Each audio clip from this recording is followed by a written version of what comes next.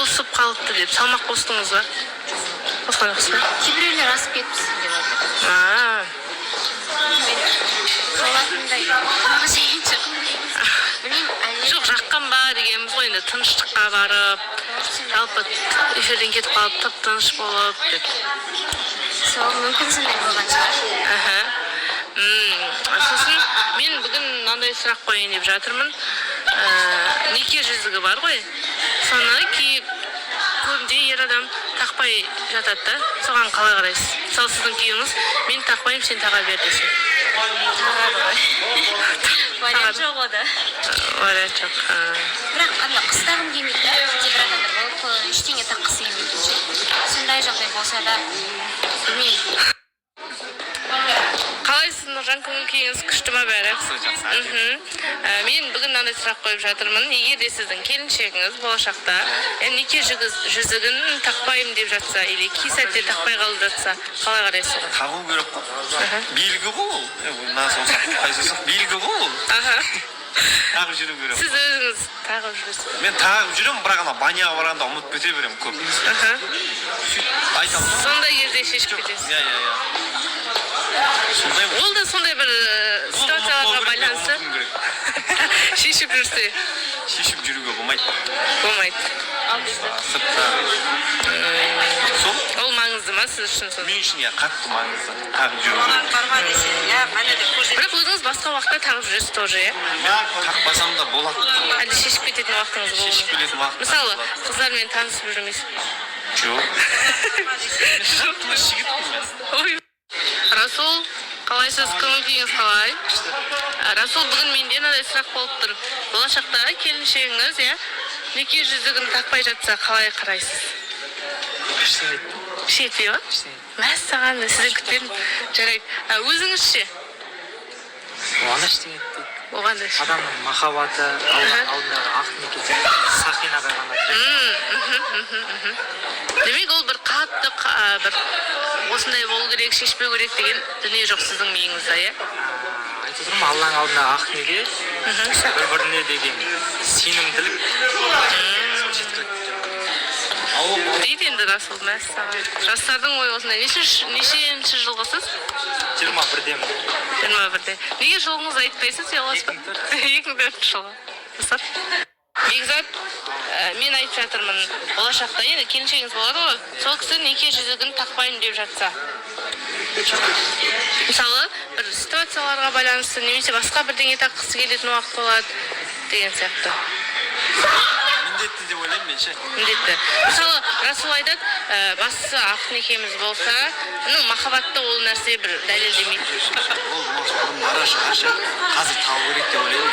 Наоборот, бұрынғының адам емес қой Расул, қазір. Жоқ, бұрындары солай болған шығар деп тұрмын да. Наоборот, қазір ол белгісі ғой, үйленгеннің белгісі, орамал да соның белгісі, мысалы, одай.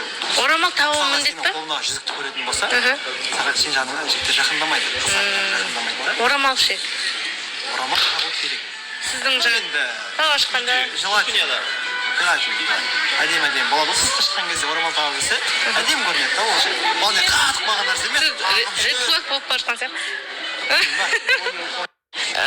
Өзіңізге келсек ше, өзіңіз тағып жүресіз бе, тастамай тағып жүресіз? Мысалы, Нұржан құсақ моншаға барсаңыз да тастамай тағып. Шешпеймін мен, честно. Мен айтып қойдым, мен біледі, халықтың бәрі біледі, мен айтқам. Үйленгеннен кейін мен патқа болып боламын деп қойғам ше. Жасырмаймын мен оны.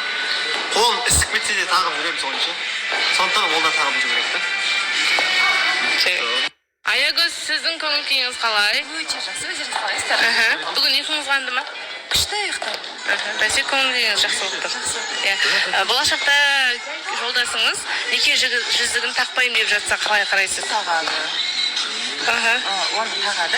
Мен ойлаймын, ер адам жақсы көрсе, егер де әйелін жақсы көрсе, одан ұялмаса, әйелінен жалпы әйелін бар деп айтуға ұялмаса, онда тағады.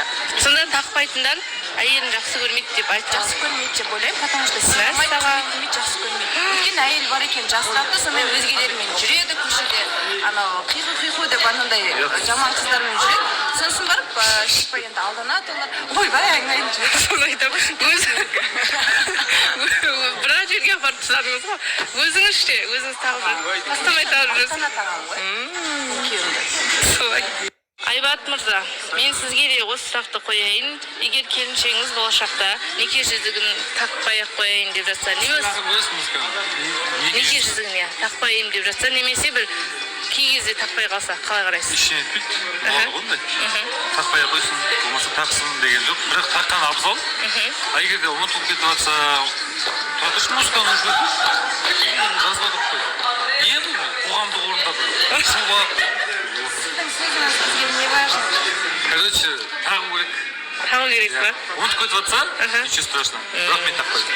Неге сіз онда аягөз айтқандай келіншегіңізді жақсы көрмейді деп қабылдайды жұрттар? Мен жұмыс жасаймын қолмен, знаете? Мен мынаның бәрі перчатка киіп, краска, анау-мынау, май. Шешіп тастау керек оны. Ол біріншіден. Екіншіден мен үйдің қасында анау-мынау жасаймын.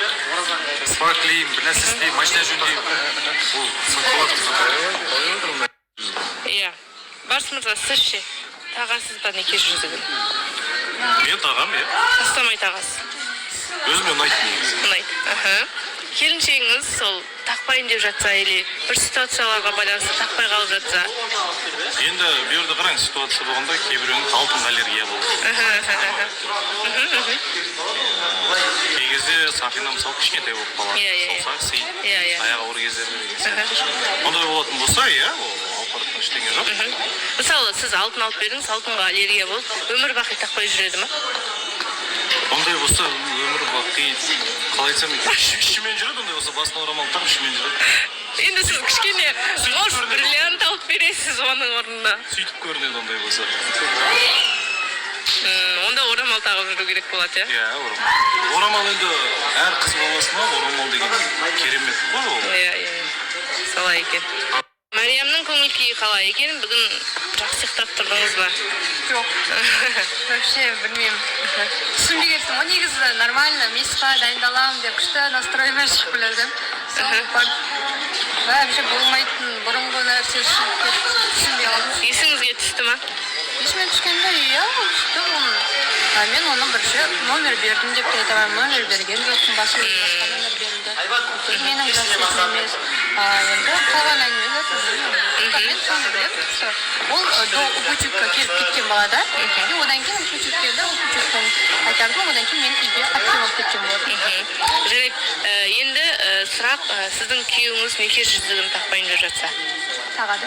Мысалы, жаңа Айбат мырза айтып жатыр, менің жұмысым өте көп. Ничего не принимается, тағады. Тағады ма? Өзіңіз де тағып жүресіз ба? Иә, алтын алып тұрсың.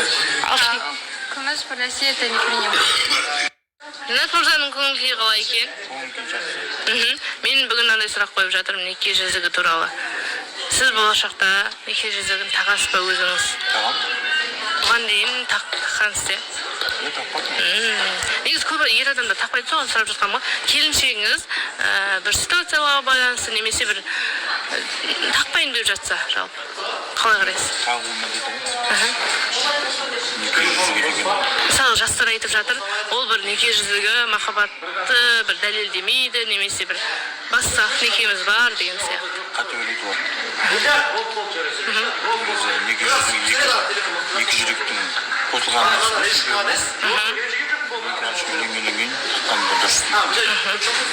артық мәселе болмас үшін тағу керек деп ойлайсыз. Өзі де тағады екен, сол үшін келіншегі тағады.